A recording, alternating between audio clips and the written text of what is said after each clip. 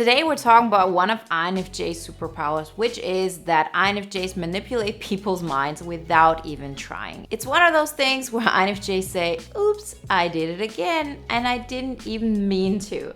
And because of that, people actually have not only strong reactions towards INFJs, but they actually change their perspective on life. They change who they truly are. They change to a really, really deep core level. And this is something that is definitely noteworthy. It's one of those superpowers that most people do not possess, but it's also something that INFJs have to learn to deal with because, with a lot of power comes a lot of responsibility. So today we're looking into all of the benefits that this superpower has if we have the obligation to actually monitor who we're manipulating, why we're manipulating, if we're manipulating at all, and what we can learn from the situation. Before we get started though, I want to remind you the next INFJ Epic Life Bootcamp launches November 4th. So make sure you're on that waiting list to get access to the early bird price and get notified once we go live. And definitely check out the free poster on the 5 pillars to an INFJ Epic Life, which are the basis of the bootcamp. Everything you need to know you can find in the links in the description. So let's talk about INFJ manipulating other people. Well, first off, manipulation in itself has a very negative connotation, right? It's always, I manipulated you into giving me money. I manipulated you into doing something you didn't want. But the truth is, manipulation can also be a good thing. Manipulation can be, I manipulated you to believe in yourself. I manipulated you to actually do something good for you. I manipulated you to make good choices for yourself. And people don't very often talk about it, but this is the fact. And INFJs naturally tend to do the second thing. So we look at a person and we think, oh, I see so much potential in that person. I see all the good in another person. Like that's just INFJ's go-to attitude. That's just the way we look at life. And because of that, we very often do have a positive impact on others in a way of, I believe you can do this. And therefore, people actually start believing that as well. That is, of course, something to be looked at with caution because in the end, you cannot manipulate somebody into doing something that they don't want. It's not possible. You don't have the power to do that. And therefore, we also have to really be a little bit kinder with ourselves because we think so often that we have so much power and responsibility, as in, if I act a certain way, they're going to do something that's not good for them. If I leave them, they're going to do something that's not good for them. If they actually see how powerful I am, if I actually really stop dimming my light, it will make them feel bad about themselves. And I cannot really take this on. That's something I couldn't live with. And so very often INFJs go through life with this mentality of, oh, I have so much power over this person, and not in a way of, oh, I'm going to abuse this power, but in a way of, I have so much responsibility for them. Of course, there is this God complex thing that's going around on the internet, and this is part of it because we very often believe that we have too much responsibility for others. We take on too much responsibility. We think it's on us. And therefore are not really doing what's in our best interest. And so INFJs go through life and they always have this notion, I'm going to manipulate people even if I'm not trying. If I would just do my own thing, if I would make sure that, I'm just healthy and I'm thriving and I'm doing all of those things that would be good for me, I'm actually manipulating the other person to believe less in themselves because they actually see the difference, they see the comparison. And so we really start going out into the world with this mentality, and we can therefore actually manipulate people without even trying. And because of that, we do even less of it. So that means, oh, okay, I manipulated another person into seeing that I'm a good person. I manipulate another person to do certain action steps, choosing a career for themselves because I personally believe that was best for them. So it can be a good thing, it can be a bad thing, but the fact of the matter is it is a powerful tool, but it has its limits. So I've been in situations where I thought, oh, that is a person who would just thrive in politics. I see they're already involved in that place. That is something that they could, really take really far. And so I actually, and this was, 10 years ago in my 20s, but this was so much of, I had this thought of, oh, I knew who that person was. And because of that, they actually acted more this way. The reason why this is working so well is because we are hollowing ourselves out. We are the perfect mirror to whatever another person wants to see or whatever we want them to see. And it's such a great skill of ours that very often we do it without even recognizing it. And this works best when we really, hide who we really are, when we are behind this shield, when we hollow ourselves out. They need somebody who looks at them as if you were their cheerleader, then they're going to really feel successful and do certain things. If we act in a way of, all of those things that you did in politics in this example, I'm so mesmerized by them, and that person wants somebody to look up for them, guess what? They're going to do more of that. And so it is a skill. It is a superpower. There is no doubt about it. And very often this happens without us realizing it. The question, though, is what do we do with that information? Because what we very often neglect to understand is that this skill comes at a price. And that price is actually that you're being yourself. Because the more you're being yourself, the less people can, use you as a mirror. The less people can project onto you. Like, think about it. This is one of our main superpowers. We manipulate others by allowing them to project onto us. We become this perfect object of whatever can reflect back to them what they need to see or what we want them to see. Of course, there are limits to that. If that person has decided for themselves, there's no way I'm going to accept that person into my life, it's not going to change. If that person has decided, oh, I don't feel worthy, no matter what you do, they're not going to, change their perspective. But if people are a little bit unsure about what they want, who they are, what path to take, things like this really have an impact on them. And in a lot of ways, we have to understand that we use this skill also as, protection or as a way to keep people close to us, because then they actually need us. We are the reason they feel good about themselves. And so we do this not with bad intentions, but because it's scary to be liked for who we really are. Because being liked for who we really are also means that in certain situations we choose ourselves, not them. We do things that are not in the best interest of the other person. And those are all the things we have learned as children not to do.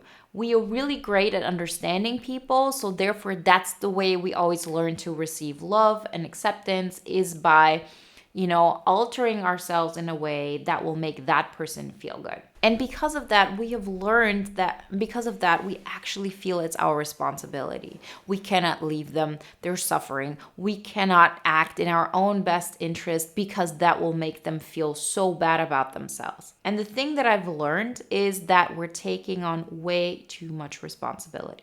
This is our default state. I'm not saying INFJs are meant to be this way. It's just through the things we've experienced as children, as young adults, at some point before we really change all of that, most of us are living in the state where we take on too much responsibility for other people, for their well-being, for their mental well-being, right? And so we have to recognize, yes, it's a skill, but it's not who I am. First off, those skills have limits, yeah, but we can take it pretty far.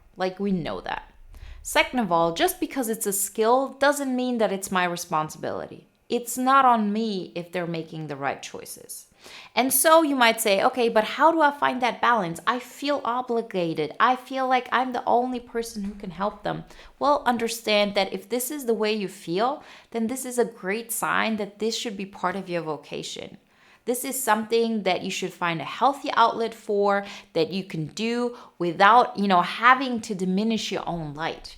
This is one of those things we talk about in bootcamp. This is one of the pillars. It's, one thing that we have an entire call on, just on how to deal with vocation in a sense of, being really who you are.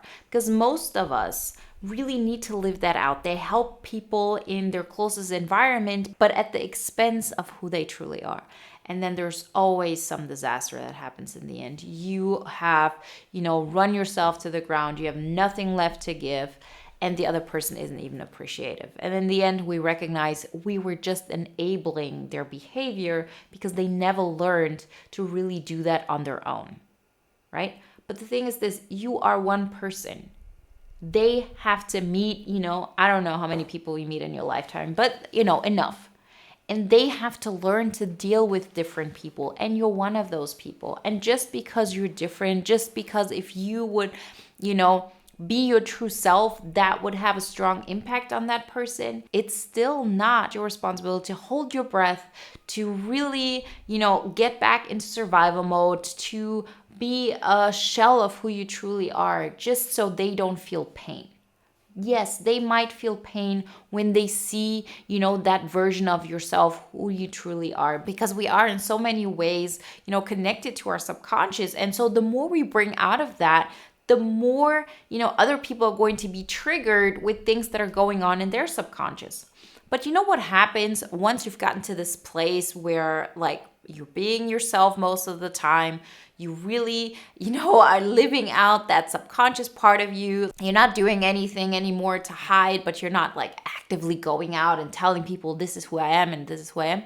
Those kind of people, they really stay away from you. People who are not ready to transform in any kind of way will have a distance towards you. And that doesn't mean that they will necessarily leave your life.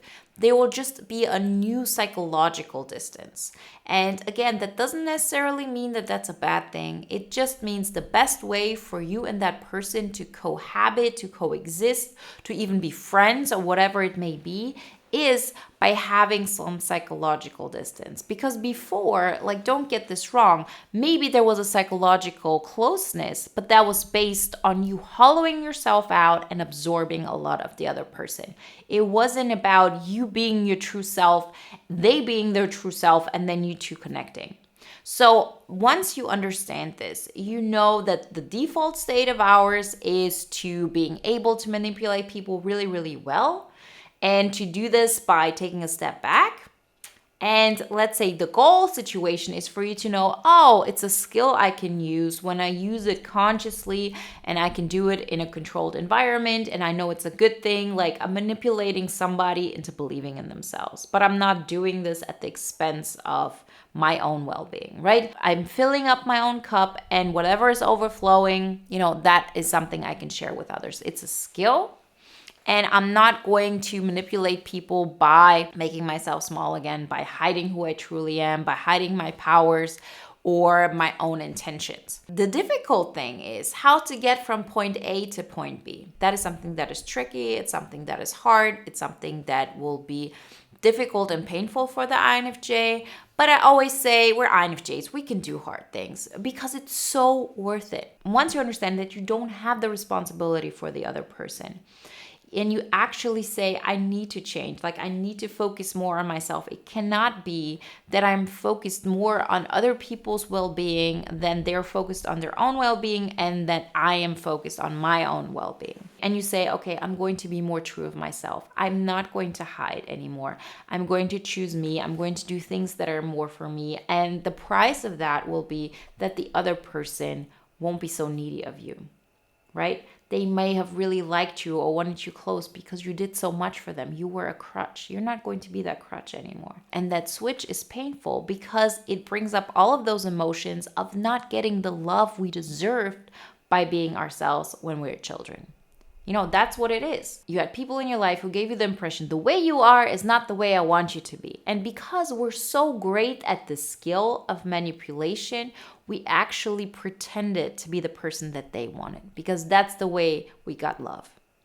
But that's what happened when we were children, and now we're adults. And if we want to take the next step, we have to deal with this. And that means bringing up those emotions, and they will come up. Because once you say, I'm going to be seen, people are going to see me, my true self, as much as I possibly can bring it out at this moment, and they will judge me, they will think I'm unlovable, whatever it may be. Those are feelings that you have about yourself on some level. And so we have to bring them up. We have to deal with them step by step. And we have to say, okay, even if nobody loves me on this world, I have to choose me. I have to make sure that I love me. I'm the parent to my inner self that I always needed. And I'm going to live that out. And you'll see through that process, it feels like you're alone in the world. It feels very overwhelming at times. But I always say only do it in a way where you can still handle it. In a way of it gets me out of my comfort zone, but it doesn't overwhelm me. That's the sweet spot. That's what we want to get to. And once you start that process and you bring up those emotions of, okay, I'm going to be seen, I'm going to be judged, I'm going to be abandoned, you deal with them. And you say, even if nobody else loves me, I choose me. You keep going like this, and I promise you, all of those feelings, they will just diminish. You feel them, and then you heal them. Because you cannot change what happened. The emotions that you carry with you, they're with you not because of what's happening today, but because of the fact that you didn't get the love you needed as a child, right? From anybody, peers, parents, like other, authority figures, whatever it may be. And as INFJs, this is the way we coped with that. And so you won't change what happened there. And every single time we try to heal that inner child through doing things like, manipulating other people, in such a way that they like us and we become somebody that they need, we're actually trying to heal that. We're trying to say, look how much I'm doing for yourself. Please give me the validation that I'm lovable. But you'll never ever get that because you automatically are always drawing in the same kind of people you had, as a child who weren't able to give you that feeling. And so it's on us to say, I'm going to give myself this feeling. I'm going to say, I choose me. I approve of who I am. And there's so many ways to do this. But, what I have found works really, really well for INFJs is through action. Do things, say things, be visible. Do things that, you like about yourself, but are going to make the people around you dislike you or are going to make them not want to be around you because they feel attacked or whatever it is. And through that process, you get to the end zone, which is I'm more and more fine with who I am and I don't question it anymore. It's like I'm living in a new universe. There's so much space to grow into. And now I can really start creating my INFJ epic life like never before. Because those boundaries of who I needed to be in order to be liked, they're not there anymore. And through that process, you will recognize that all the responsibility that you felt before was just an illusion. Like if you have, let's say, a relationship with somebody who's physically abusive, the victim in that situation also feels, I cannot leave them. They need me. What bad of a friend, what bad of a partner am I to leave them in their need? They're suffering so much, and that's why they hit me, right? Once they overcome this, they recognize, I don't even have to think in that direction. It's not good for me, so I'm not thinking about how that makes the other person feel. They have to deal with their own emotions, no matter how bad they are. I'm not going to be the emotional trash can for somebody's problems. If I want to help somebody, then I will do this, but only while I'm feeling good about myself. And I'm never, ever going to allow myself to get back in that situation. So the superpower of manipulation is an incredible skill that we possess. But that's all that it is. It's a skill. It's not who we are. You're so much more than that. And I wish you to create everything you ever wanted. And you know what? You have everything you need in order to make that happen. If you want some guidance, if you want an incredible INFJ community as well, that is with you every step of the way, then definitely join our INFJ Epic Life Bootcamp. The next life round starts November 4th. You can join the waiting list now and get access to the early bird price and get notified once we go live. Definitely check out the free poster as well. Everything you need to know you can find in the links in the description. And if you want to watch another video now that is in alignment with today's topic, then watch the video why INFJs break egos without even trying.